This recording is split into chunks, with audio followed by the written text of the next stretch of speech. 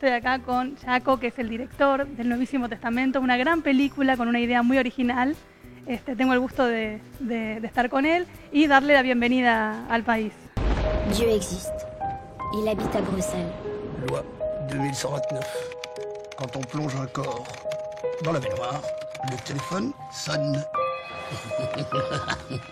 Lo primero que me dan ganas de preguntarte es ¿cómo fue que se te ocurrió esta idea y por qué? Je ne sais jamais d'où viennent les idées en fait.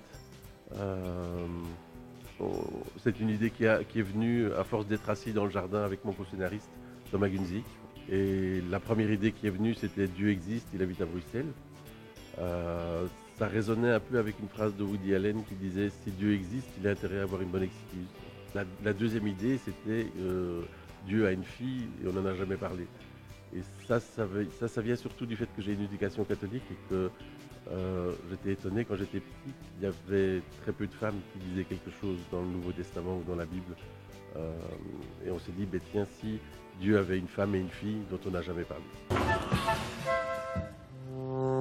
Je cherche une petite fille avec des cheveux noirs un peu agités. ¿Por eso fue la decisión de contar esta historia con la mirada de una niña? Je ne sais pas, en fait je ne sais jamais pourquoi je prends la décision et quand j'écris je ne prends pas la décision. Mais l'histoire racontée par la fille de Dieu, la sœur de Jésus, était très intéressante parce qu'il y a c'était intéressant d'avoir dans cette histoire-là les femmes qui prennent la parole et les enfants qui prennent la parole. Exactement à ce moment-là que je me suis décidée à faire quelque chose. Tu sais ce qu'elle a fait, ta fille? Elle a balancé les dates de décès!